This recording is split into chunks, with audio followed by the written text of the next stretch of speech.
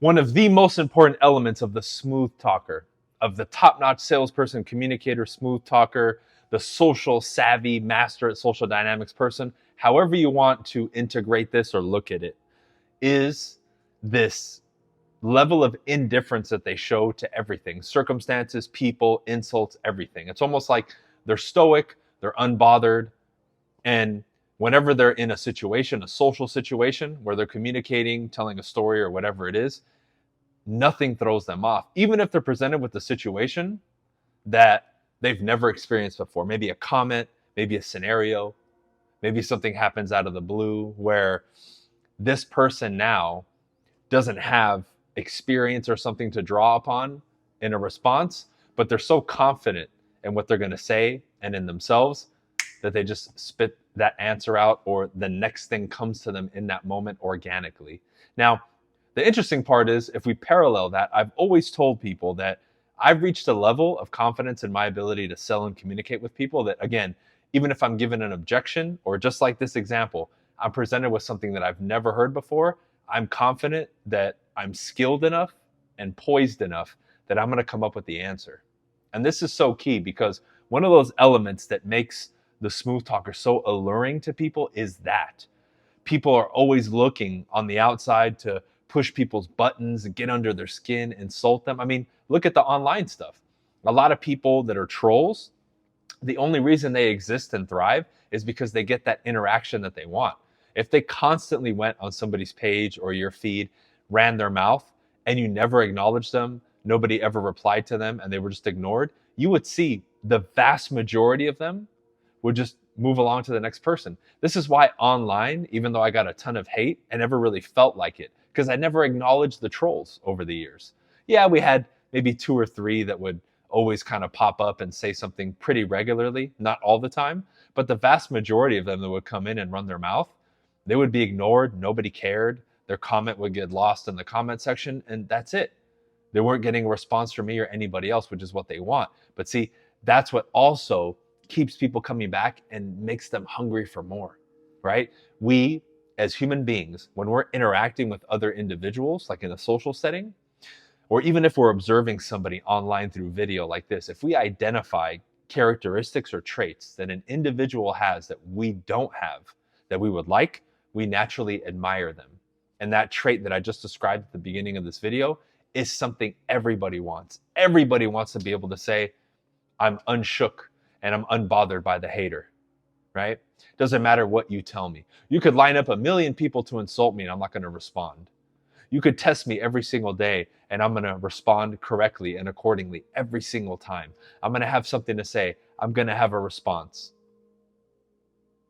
Everybody would love to have that. Now, whether they want to admit it or not, that's one thing. But I know even the most introvert of introverts, people who don't really talk to people, I've had conversations with them. I know how to open them up and get them to talk, right? That's a skill that anybody can develop. I make them comfortable enough to talk to me. And a lot of them say, hey, if I could, of course, right? If I could restart my life, or however they view it, right? They would love to have that skill to be able to light up a room or something like that. You know how many private messages I've gotten from people?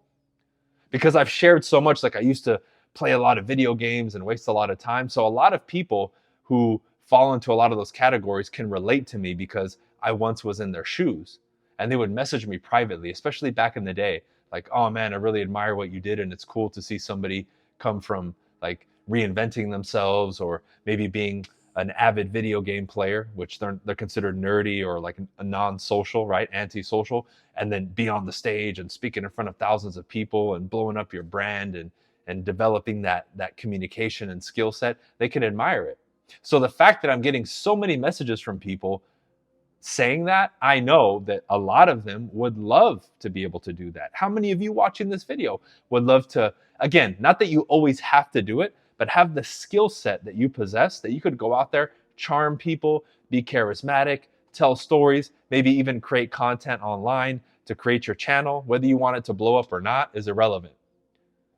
How about free yourself of the fear of judgment and criticism, what people are saying about you or would potentially think or say about you, which I struggled with in the very beginning, because people are very judgmental and they're going to, especially online, they're going to give it to you.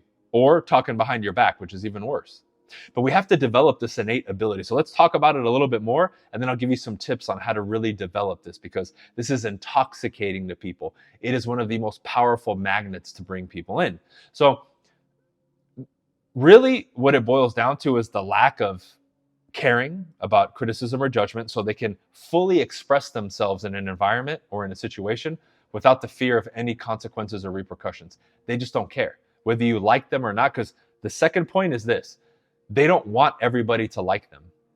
And man, as simple as that sounds, all of us, I don't deal with this anymore, but all of us at some point in our lives, and maybe many of you still are now, without realizing it, but if you really analyze deeply, you're doing a lot of things so that people like you. Maybe you're approaching people a certain way. You're trying to post certain content online to get somebody's attention, right? Even if you're a dude doing it for a girl's attention, you're doing it because you want a girl to like you, right? The person who's a smooth talker isn't involved in that. They don't care if you like them or not. And that's so like counterintuitive to what most people think, because especially in the sales industry, well, I'm supposed to get my prospect to like me. The key is though, and I want you to write this down, when you try to get people to like you, nobody likes you. I'm gonna say that again. When you try and you're doing all these tactics and things to try to get people to like you, it creates the opposite effect, therefore making it null and void. By being indifferent, by removing the need of approval and the need to be liked and wanted by people, that in itself is the key that makes you attractive. And flipping that switch is very difficult for a lot of people. But you got to understand what I just said. It's not about people liking you. You need to go out there and do your thing. Just like if I go door to door or make calls in sales, right? You're either wanting people to like you, which is wrong, or you're like walking on eggshells. Oh, I'm disturbing somebody, I'm bothering somebody. And then you're all apologetic. That's going to get people to hate you too. Because the last thing they want is somebody weak at their doorstep. You guys have to understand that these things trigger people and signal things to them on a subconscious and subliminal level. That's why I love the intricacies of communication, because it's so much more layered and nuanced than people have any idea, right? Like than they could even imagine, really. So by either doing tactics or things in a forced way to get people to like me, or I'm being apologetic and walking on shells and hesitating around people, both of those create the net negative effect of people not liking you and you repelling them and them wanting to get away from you. That's what it is. Yet we're taught by society and we're said to be polite and do this and do that. On the surface, the advice is do that. This is why over the years, especially, a lot of the stuff that I've taught, even the little bits and pieces I've given online, that can't work, that's BS. Because people are thinking from the perspective of what they think they're supposed to do, not what actually works in our human nature. So when I've made the other videos about men and women and the male-female dynamic and like red pill and all I'm referring to is that human nature and understanding that reality. I don't care about people's feelings. I don't care about what people, this, and I don't care. I'm not going to argue with people. I'm just looking at human nature. How do we operate? What are some of the basic tenets of basic behavioral psychology and human psychology, evolutionary psychology, studying technologies like neurolinguistic programming and studying hypnosis, right? And all these things have to do with communication and the mind and the connection between both.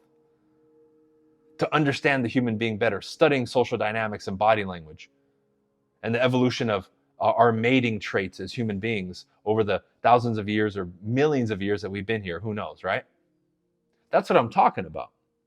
Because the smooth talker, whether they naturally got there, which some people have, but most people have developed the skills, we understand these things, at least to a certain degree. So we know what on the surface, if we describe something to somebody, they would say, oh, that doesn't work. But it actually does. Like as an example, I've been, and I'm just going to rifle off a few things, right?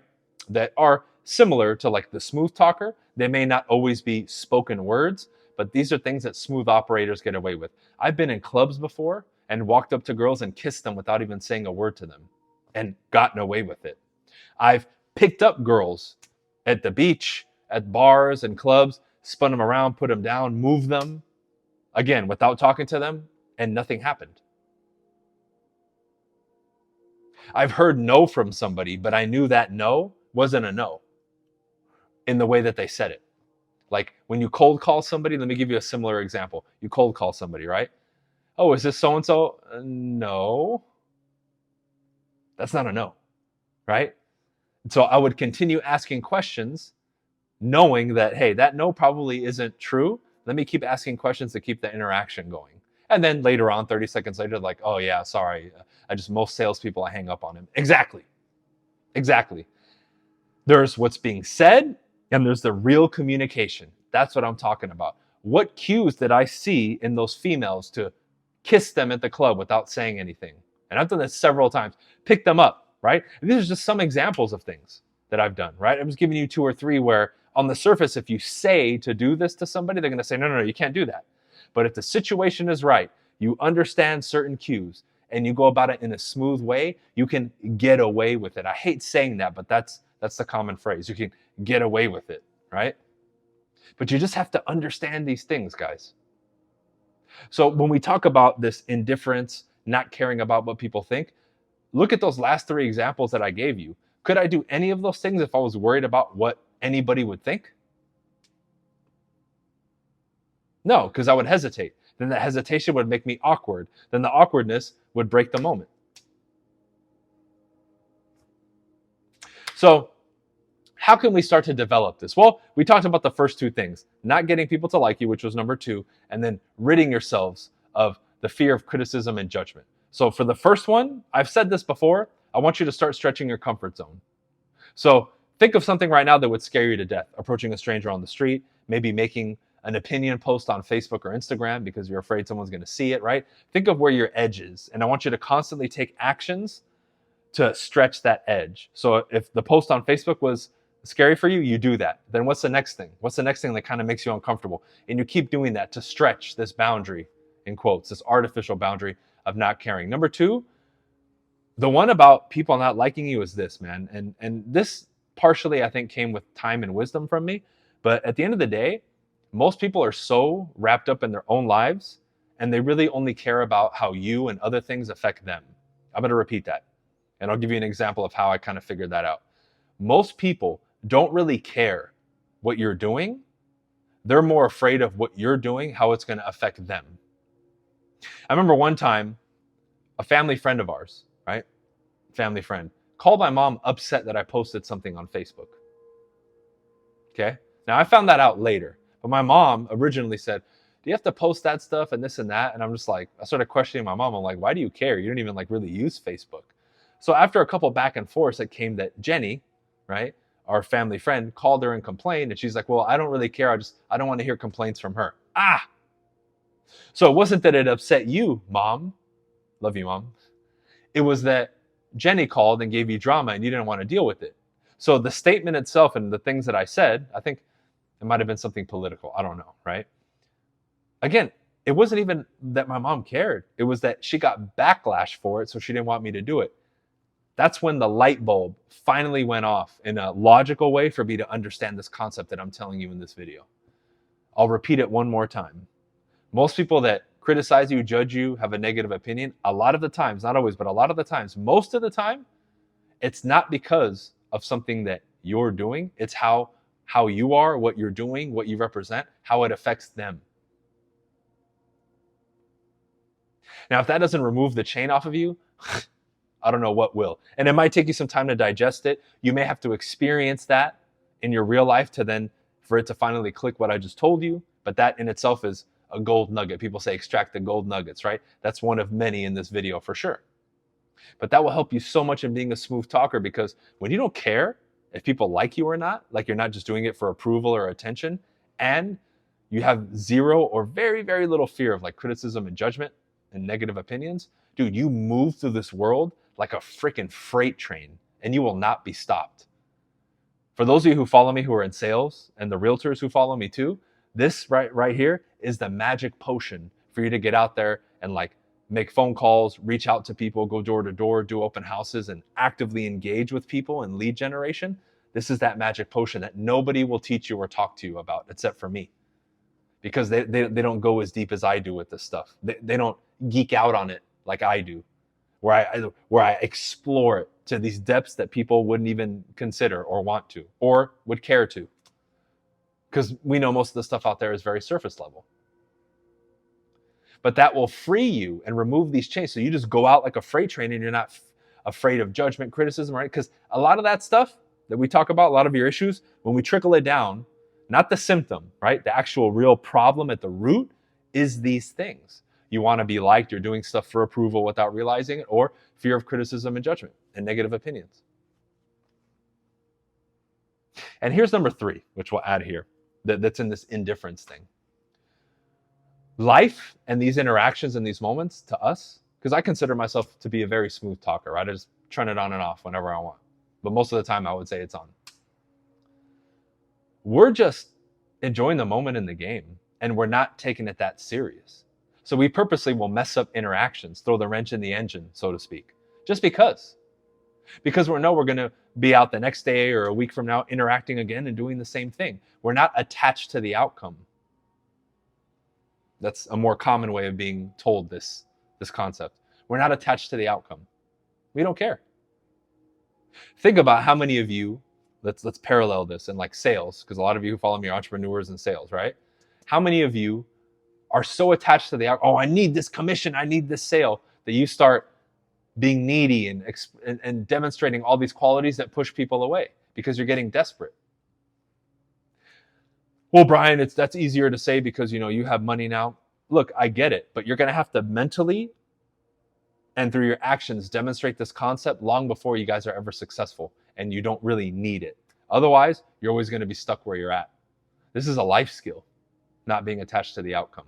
Why? Not being attached to the outcome is this. I give my salesperson, like Billy, I can just think of him, right? Shout out to Billy. He's in Arizona. He just joined Team BC. He's inking his first listing. My dude is off to the races. He's about to crush it. One of our newer members in Arizona, Team BC Arizona.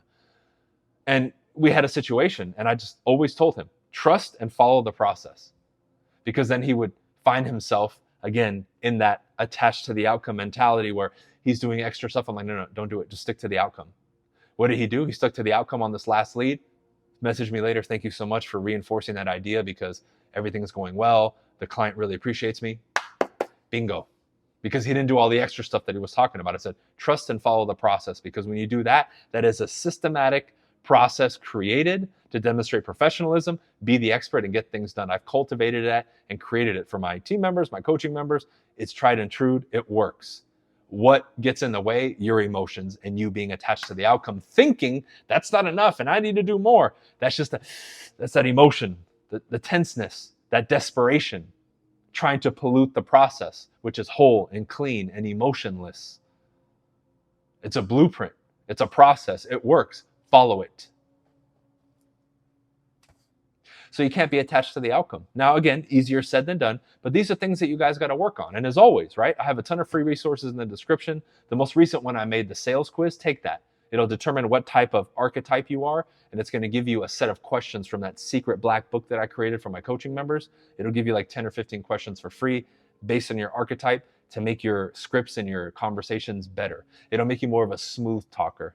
And you can use these in any industry, right? Even if you're not in sales or anything, I would get it anyway, because it's going to give you some real cold, hard, effective tools when it comes to communication. And I have other stuff there as well as my website and all that fun stuff. If you guys want to set up a consultation or do coaching or whatever, that's up to you. Browse at your leisure.